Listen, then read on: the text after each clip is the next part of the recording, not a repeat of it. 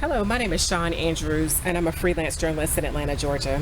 Today I'm speaking with thought leader instructor Edward Brown about the current state of thought leadership today. Thanks for coming on, Ed. Thanks for having me. You're welcome. So in much of your writings and discussions, you said that you are ushering in a new age of reason, and you suggested there is an anti-intellectual agenda in play. What do you mean by that? Well, it feels like the Dark Ages. It feels like a time where before the Age of Enlightenment or the original Age of Reason, where people had superstition, they had beliefs not based on reason or data, based on opinions and emotions. And that's where we are today with our thinking process. We're not voting for people who are smart, been around for a while, have experience. We want people who are new, come out of nowhere, no experience. And the result of it's actually causing a quagmire in society in terms of upper mobility and enrichment. Not to mention, we're lazy. Jeffrey Colvin and Malcolm Gladwell talk about the 10,000 hour rule, which says that for 10,000 hours of deliberate practice, or 10 years, you'll be world class. Now think about if I told you, pick any vocation you want in the world, but in 10 years, it's gonna cost you 10 years of deliberate practice and mastery that you can reap all the benefits after that. I don't know one person right now besides myself who will be willing to pay that 10-year price for that success. So in a time where we are enjoying the information age, how could that be? The information age has allowed us to have information processed in ways like processed food that you don't have to think about any longer. You put in the Google search, whatever question you have, and it spits it out based on someone's perspective. Now that perspective could be a mere opinion, but you take it and run with it. But guess what? It allows you not to have to think. And what happens when you don't have to think? You can spend more time with entertainment and leisure. So where does the media go? To entertainment. And now entertainment is a multi-billion-dollar industry, and a person like Lil Wayne or Jay-Z can go to a high school and get applause and get more influence than anyone you don't know who actually have been transformational on the world stage just because they are famous for singing or dancing or rapping. So I'm just saying that it's the entertainment dynamic of all our eggs in that basket that has disavowed us to be more intellectual. So what forces do you think are in play that give rise to this idea? When you take away people's ability to work towards something, they become weaker. Once upon a time, when we were in the agrarian age, we had to get up to, as my grandma said, can't see to can't see, and you had to plant vegetables and you had to harvest it, and that's what you ate.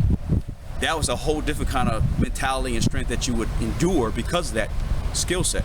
Now you just get in your car, drive to Kroger's or Publix supermarket and get your food. And guess what? What would happen if Publix and Kroger's ran out of food? You were like, oh my God, what am I gonna do now?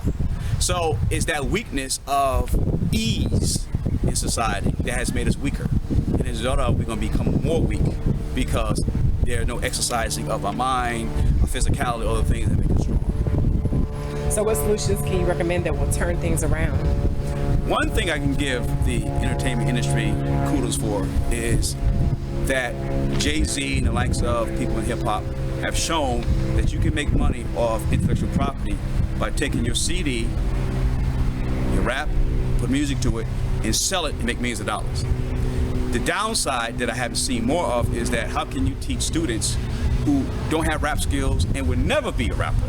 How can you make them solution-based where they can actually take a problem, recommendation for that problem, create intellectual property for that problem as a solution, and then market it on social media as a way of letting people know here's the value that we can give you. So that's where I see the divide coming down the line, that when people start becoming more in pain because they can't get the job they want, they don't have the skills they need to go into the job force, and the likes thereof, when they feel that pain, then they will look for skills that will allow them to actually create their own, and therefore they will show their value, and the people who hire will see that value and give them the top dollar they want. So how receptive do you think people are to such ideas? You got to be in pain. As long as you're comfortable, even in corporate America, and the manager is saying, oh, we can't find students who are critical thinkers and problem solvers, decision makers. Well, we ain't enough pain. HR aren't doing a lot of critical thinking training. colleges saying it's not. We're doing the best we can. They're already. They're prepared. They have all the information they need. They have all the skills they need. The only people who complain are people who actually are not making money in corporate America. So I submit and suggest that when all those factors become depressed or deprived from the value of the skills I'm talking about, critical thinking, decision making, problem solving, when they are really depressed, when you start seeing your bottom line, your quality of life, and the things that you do deprived, that's when you'll see a change. So I think, and this is going to take a long time, because things will happen so quickly in information age. It only takes a shorter period of time. Like before, you could probably go 5, 10, 15, 20 years.